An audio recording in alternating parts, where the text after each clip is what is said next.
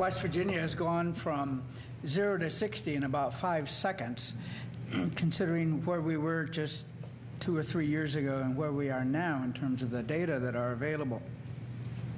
There are 3 ways that I see, well, I should say, and a credit to the very rapid progression that the state has made in terms of availability of data, has to do with the initiative that the Bureau for Public Health has taken and the Benedum Foundation have taken in recognizing the need and providing the funding and support for that to happen. In terms of how we can use the data, there are at least 3 ways that I think we can use the data that we have available and data that in new areas that are being developed. One is to identify areas of need, both geographic and in terms of oral health care needs. West Virginia is considered a very rural state. We do have urban centers, though. We have relatively few urban centers.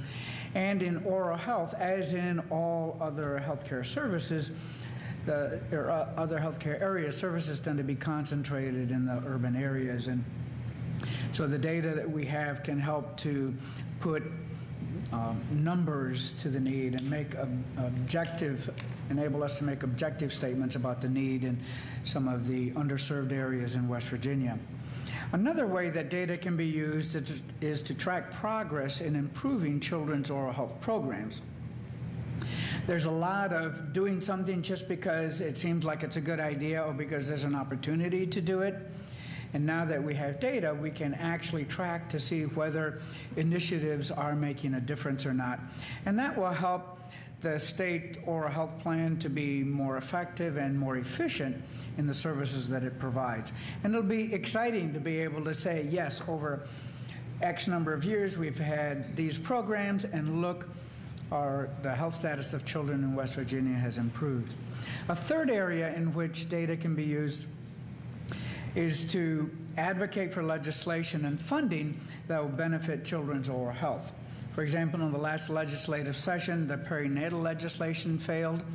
We wanted to be able to use data to continue to advocate for that. And in that perinatal legislation, that was to provide oral health services to the one portion of the population that's not being served, and that's from pregnancy to the child's being 2 years old. It's a gap. There's just hardly anything that's being done. And it fits into the old stereotypes about oral health that you don't need oral health care until you reach elementary school.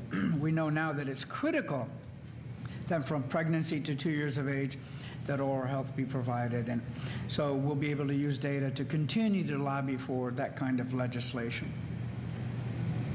Thank you, Richard, very much. In the office, we used to say, all roads lead to Bobby Joe.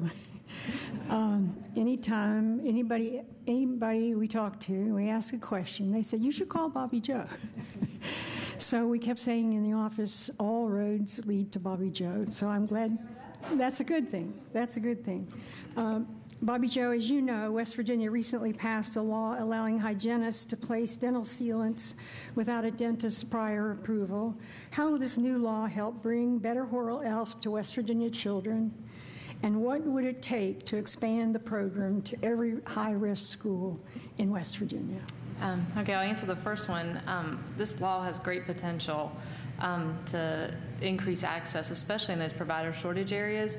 For those of you that don't know, sealants are a preventive measure that can potentially prevent cavities on those occlusal surfaces for children.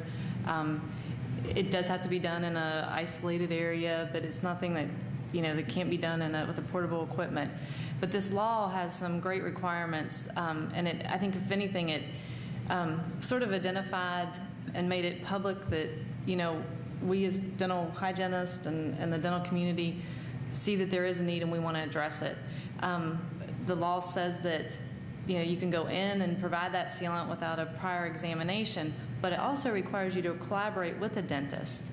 and make that referral back, because the last thing we want to do is be placing all these sealants and doing all this preventive stuff and not establishing that dental home, because then you're not doing anything for that child.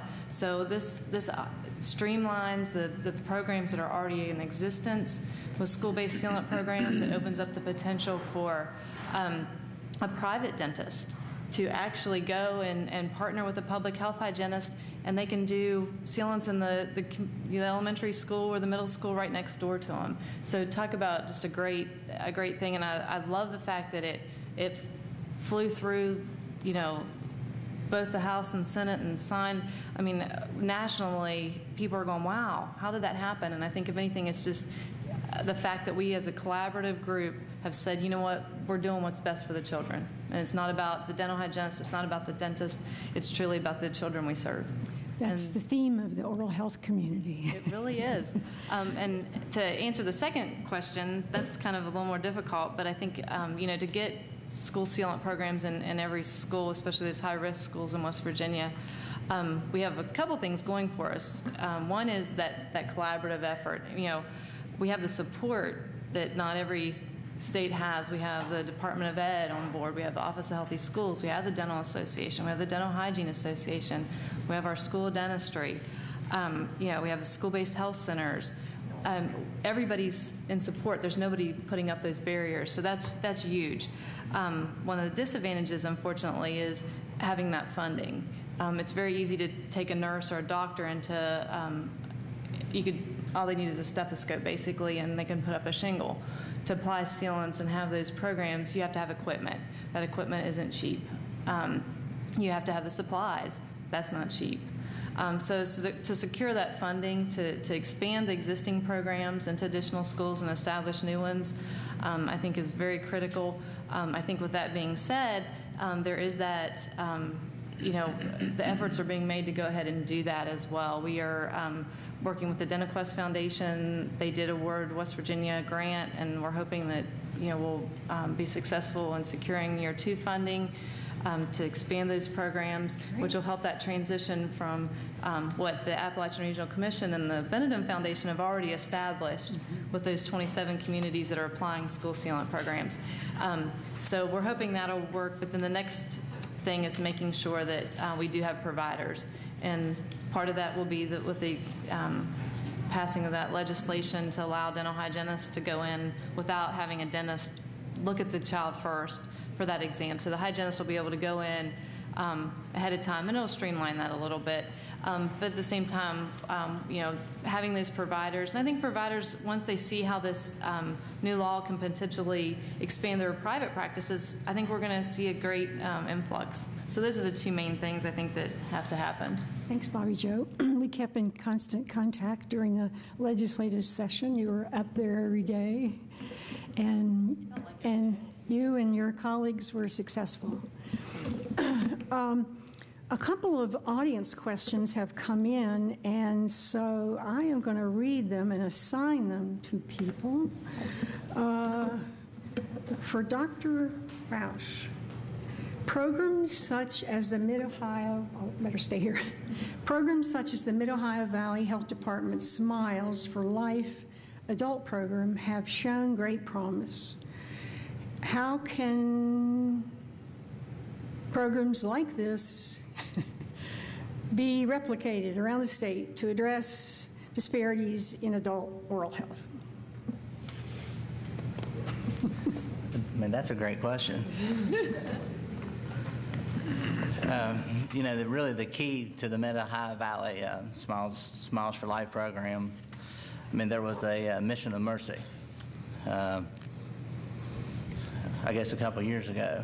And after that mission of mercy, what the mission of mercy did really showed the need, was great. And so basically, after that mission of mercy, the local dentists got together and with the health department and basically said, we really don't like that model. That model of care of the mission of mercy. Is there anything that we can do differently? Still to take care of that need. So basically, the providers were on board. I mean, the dentists in the High Valley, there's 6 counties there. I mean, they were on board. So basically, the way that that's the key. I mean, we knew the need was great, but the key was the providers were willing, and